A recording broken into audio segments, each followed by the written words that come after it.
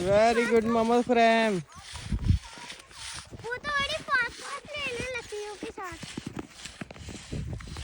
अभी आप के साथ मैं प्रैक्टिस करते जाऊं मुझे ना नाप नहीं करते क्योंकि मुझे फिक्स है। आप इतनी स्केटिंग नहीं करते क्योंकि आधा मेरा ये मुट्ठी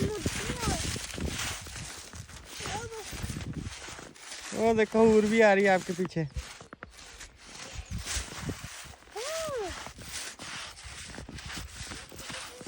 वेरी गुड मोमो फ्रेम।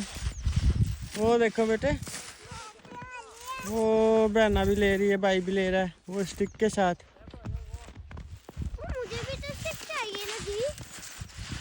आप छोटे हो ना, उन्होंने कहा आपको स्टिक की जरूरत नहीं है, आप छोटे वाले ट्रैक पे चले।